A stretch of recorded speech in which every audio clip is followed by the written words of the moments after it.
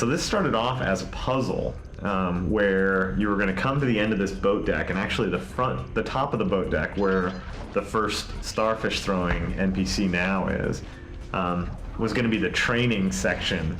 And the idea was going to be that there was going to be invisible lasers all over this area, and you were going to have to spray something into the ahead of you to expose the beams, either smoke or frost or something in front of you.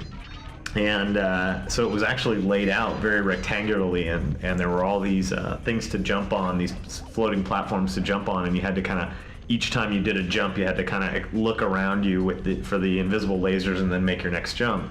And as we backed away from the puzzly, slower gameplay, that was the first idea that went away. Yeah. So then what came? Well, there was also the idea of, once you got to the rear set of the buoys that floated on the water, that there was a giant fish that was sitting below you. Oh yeah, the giant fish. And he was the one that paced you and made you want to move forward faster and get through the level, or otherwise he'd come up and gobble you up. Yeah, so the giant fish, he got cut.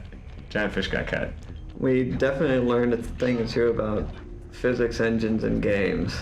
How the predictability of something animated over relying on the physics engine to work itself out is usually...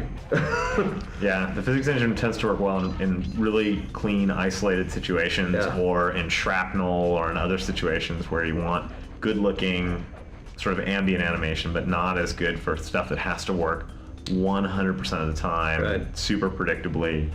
And then I think environmentally, I think this was one of our first levels that really had a good kind of, I don't know, misty, really rich kind of textured feel to it. You know, the fire on the side, which you can see from outside, and the approach even.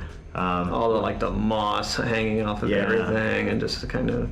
Yeah, a lot of really kind of organic richness in this level, especially back, you know, when there was fish and all that stuff, the waters, you know, being space warped, and, you know, has some interesting stuff going on, and, you know, all the surface effects that the texture artists put in, all really, I think, made this a really good looking level, and one that we kept investing in because it was something that, you know, the surroundings were so appealing that we wanted to make sure we used it in a really constructive way. The wisps floating through the air and whatnot, with the fire in the background, brought out a great richness in the environment. I remember when I first loaded it into the world after it had just gone through this massive change, and it was just one of the most spectacularly beautiful levels that we had at the time.